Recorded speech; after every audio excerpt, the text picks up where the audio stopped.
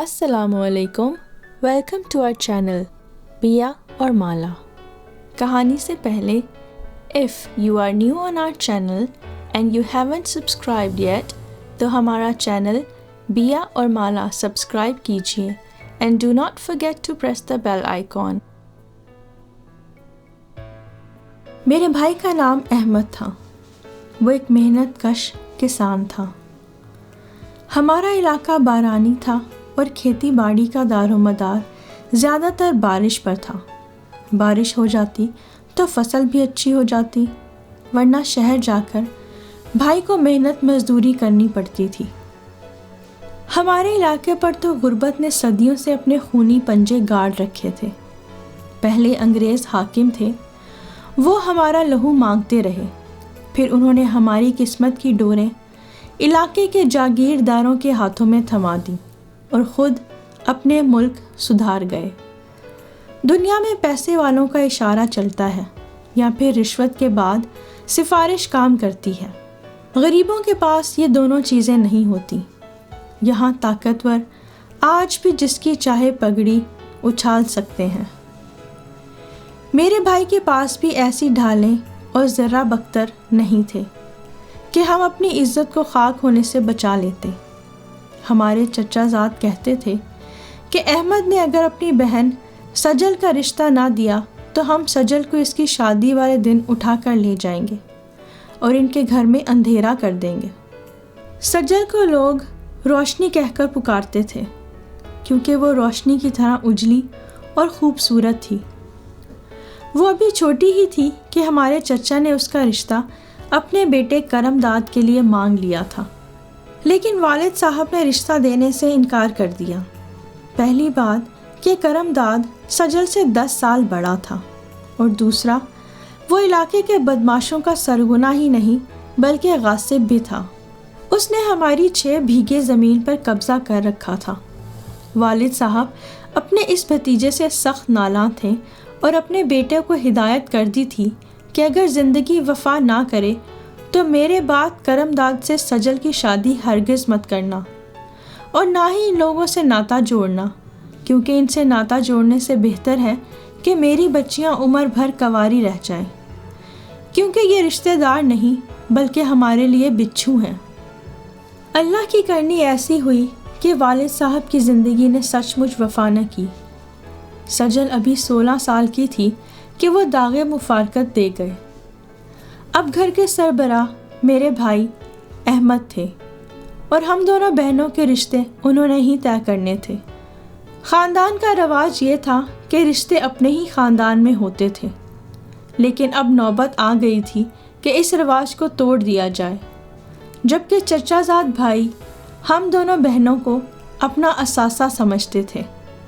وہ کھلم کھلا کہتے تھے کہ اگر ہماری تایا کی بیٹیوں کے رشتے کسی نے لیے تو ہم ان لوگوں کو گاؤں بدر کر دیں گے۔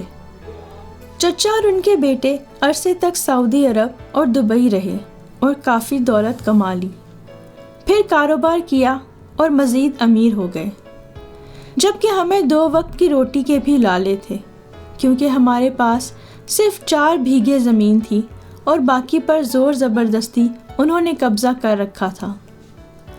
ہم مقدمہ نہیں لڑ سکتے تھے۔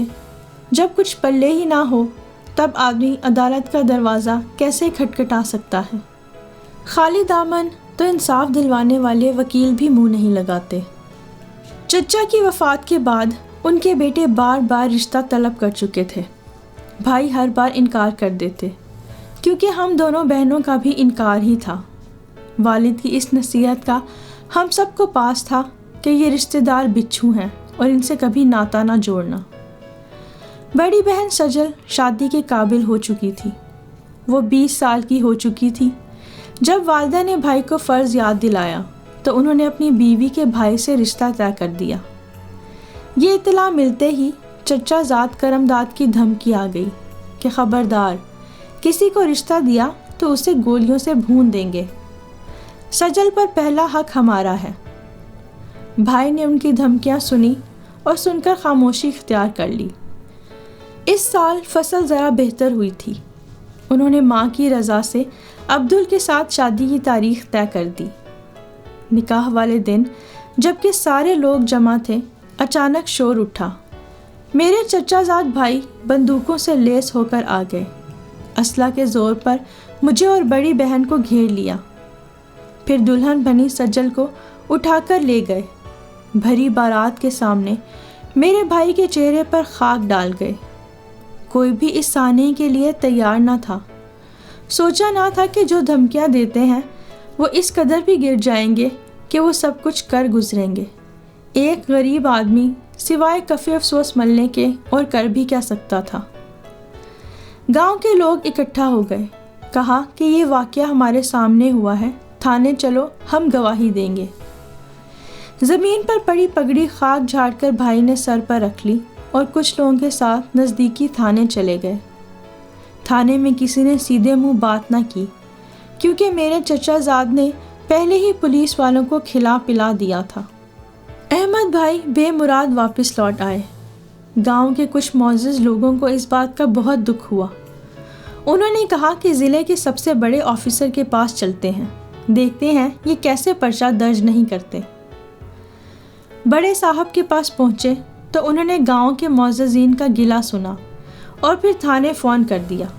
ان کے حکم پر رپورٹ درج کر لی گئی، لیکن اس کے بعد پھر خاموشی چھا گئی۔ غریب کی پہنچ بڑے آفیسر تک ایک ہی بار ہو سکتی تھی، بار بار وہ کسی بڑے آدمی کا در نہیں کھٹکھٹا سکتا، کیونکہ بڑا آدمی دروازہ ہی نہیں کھولتا۔ ہمارے ساتھ بھی ایسا ہی ہوا، رپورٹ تو درج ہو گئی لیکن عمل درآمد نہ ہو سکا۔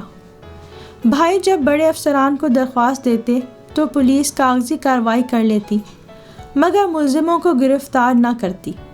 مجرم بھاگ چکے تھے اور میری بہن بھی بازیاب نہ ہو سکی تھی۔ مجرموں کو مفرور قرار دے دیا گیا تھا۔ ادھر انہوں نے سجل کا زبردستی نکاح کرم داد سے کرا کے اسے ایک پہاڑی علاقے میں رہنے پر مجبور کر دیا تھا۔ ایک روز وہ موقع پا کر کسی طرح فرار ہو کر ہمارے گھر اپنے گاؤں پہنچ گئی۔ اس کی حالت دیکھ کر ہم سب خوب روئے۔ ادھر کرم داد نے پرچہ کروا دیا کہ احمد نے میری بیوی کو زبردستی اپنے گھر روک رکھا ہے، وہ میرا گھر آباد نہیں ہونے دیتا۔ سجل میری بچپن کی منگیتر تھی اور اس کا بھائی اس کی شادی اپنی بیوی کے رشتہ داروں میں کروانا چاہتا تھا، اسی وجہ سے اس نے اپنی مرضی سے مجھ سے شادی کی، جس کا رنج میرے تایا زاد کو ہے۔ تبھی میری بیوی کو اغوا کر کے وہ مجھ سے بدلہ لے رہا ہے۔ اس رپورٹ کا سن کر ہمارے گاؤں کے معززین نے میرے بھائی کا ساتھ دیا اور دوبارہ تھانے گئے کہ ہمارے سامنے ان لوگوں نے نکاح والے دن لڑکی کو بزور اسلحہ اغوا کیا تھا، ہم گواہی دیتے ہیں۔ پولیس نے ان لوگوں کے رد عمل کے خوف سے یقین دلایا کہ آپ بے فکر ہو جائیں، ہم کچھ کرتے ہیں۔ انہوں نے یہ کیا کہ میرے بھائی کو پکڑ کر تھانے لے گئے اور دباؤ ڈالا کہ لڑکی کو عدالت میں پیش کر دے، اس کے بیان سے فیصلہ آپ کے حق میں ہو جائے گا، ورنہ گرفتار ہو سکتے ہو۔ سجل کو پولیس نے بہت کچھ سکھایا، مگر یہ سبق بھلا کر اس نے وہی بیان دیا جو اس پر بیتی تھی۔ مجسٹریٹ نے میری بہن کو ہمارے بھائی کے ہمراہ گھر جانے کی اجازت دے دی۔ لاہور سے اطلاع آئی کہ مفرور ملزمان گرفتار کر لیے گئے ہیں۔ کچھ عرصہ وہ حوالات میں رہے، پھر نہ جانے کیسے وہاں سے چھوٹ کر گاؤں آ گئے۔ مقدمہ چلنے لگا۔ بھائی نے اپنی زمین فروخت کر کے رقم مقدمے پر لگا دی، وہ کلاش ہو گیا۔ ملزمان نے کسی طرح FIR گم کروا دی۔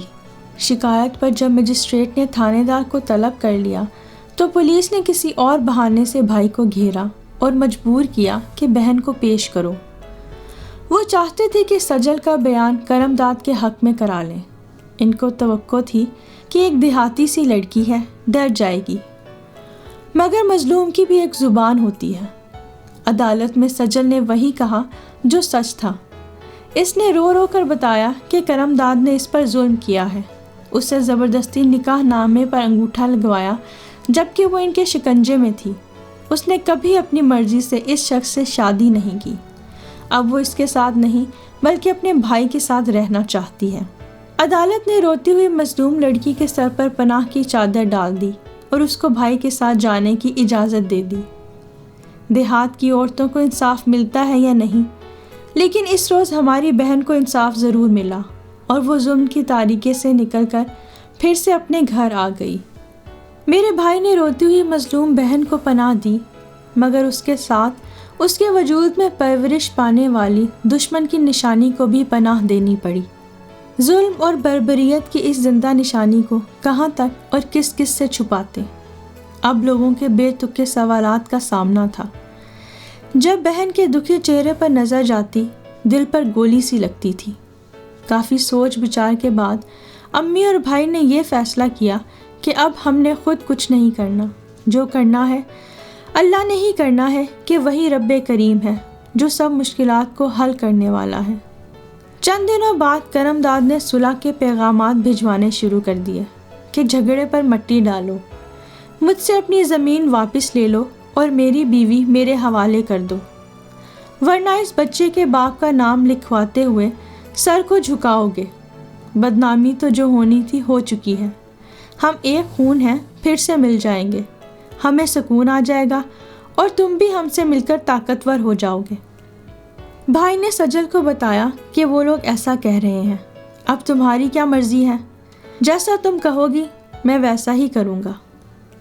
سجل بہت روئی، وہ بولی، بھائی مجھے جان سے مار دو لیکن ان ظالموں کے حوالے مت کرنا، مجھے اس شخص سے سخت نفرت ہے، اس نے نکاح کے نام پر میرا دامن داغدار کیا اور مجھ پر ظلم کا پہاڑ توڑا ہے، میں اسے کبھی معاف نہیں کروں گی اور میرا اللہ بھی اسے کبھی معاف نہیں کرے گا۔ اس کے ساتھ رہنے سے بہتر ہے کہ میں مر جاؤں، کیونکہ میں جانتی ہوں کہ وہ آئندہ بھی مجھے صرف دکھی ہی رکھیں گے۔ کرم داد کی قید سے تو موت ہی بہتر ہے، جبکہ امی کا کہنا تھا کہ ہماری خلاصی اسی میں نظر آ رہی ہے کہ ہم ان سے صلح کر لیں۔ میری بہن نے کہا کہ مجھے قربانی پر چڑھا کر بھی ہمیں سکھ نہیں ملے گا، وہ میرے بعد منصب کو مانگ لیں گے۔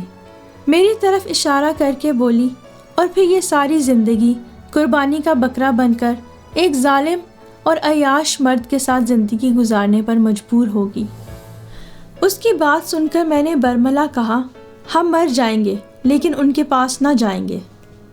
جب میری آنکھوں میں بھائی نے نفرت کا دریا ابلتے دیکھا تو پیغام لانے والے کو یہ کہہ کر واپس کر دیا کہ ہمیں صلح نہیں کرنی، کرم داد سے کہو کہ ہم سے ناطہ ختم کر دے اور ہماری جان چھوڑ دے، اسی میں ہم سب کی بھلائی ہے۔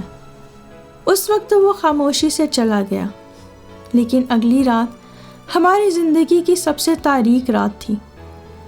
جب میرا بھائی اپنے برادر نسبتی کے ساتھ کھیتوں میں پانی لگا رہا تھا، کسی نے اس کو گولی کا نشانہ بنا کر قتل کر دیا۔ اللہ غارت کرے ان بچھو رشتہ داروں کو، ان سب نے مل کر ہمیں تباہ کر دیا۔ میرا بھائی ظالموں سے لڑتے لڑتے اور اپنی بہنوں کو بچاتے بچاتے شہید ہو گیا۔ اس کا کیا قصور تھا؟ وہ اعلیٰ تعلیم یافتہ نہ تھا، مگر نیک دل اور روشن خیال تھا۔ شاید اس کا قصور صرف یہ تھا کہ اس نے قریبی شہر جا کر 10 جماعتیں پاس کر لی تھیں اور وہ زندگی اور موت کو سمجھنے لگا تھا۔ ہم بہنیں اکلوتے بھائی کو رونے کے لیے باقی رہ گئیں۔ ماں تو بھائی کے بعد چند ماہ ہی جی سکی۔ بھابھی کے والد جو ابو کے رشتے میں کزن ہوتے تھے، انہوں نے ہم بے سہارا لڑکیوں کے سر پر ایک باپ کی طرح ہاتھ رکھا اور پھر اپنے بیٹوں کے ساتھ ہم دونوں کو بیاہ دیا۔ آج ہم بے سہارا نہیں ہیں، مگر جب بھی اپنے پیارے بھائی احمد کی یاد آتی ہے تو کلیجہ منہ کو آ جاتا ہے۔ میری بڑی بہن سجل کو نام نہاد نکاح سے چھٹکارا بھی بھابھی کے ابو نے ہی دلوایا تھا۔ نکاح کے چھٹکارے کے بدلے میں کرم داد نے میری بہن کی بیٹی لے لی تھی، جس کو وہ اپنی ملکیت کہتے تھے۔ وہ بچی بھی ماں کے بغیر صرف چند ماہ ہی جی سکی تھی۔ میری بہن نے اپنی بیٹی کا غم بھی برداشت کر لیا، مگر اپنے پیارے بھائی کا غم دل پر انمٹ داغ کی طرح ہمیشہ باقی رہا۔ سبھی بھائی اپنی بہنوں کو پیارے ہوتے ہیں، مگر ہمارے بھائی جیسا کوئی نہ ہوگا، جس نے ظلمت کے اندھیروں میں ہمیں ظلمت کے حوالے نہ کیا، ہماری مرضی کے بغیر ہمیں زبردستی ظالم چچا زادوں سے شادی پر مجبور نہ کیا اور اس رستے پر اپنی جان ہی دے دی۔ بہنیں بھائیوں کی پناہ ڈھونڈتی ہیں۔ اللہ ایسے بھائیوں کو ہمیشہ سلامت رکھے جیسے میرا بھائی تھا، جس کے دامن میں غربت تو تھی مگر دل شیر جیسا اور حوصلہ سخی شاہوں سا تھا۔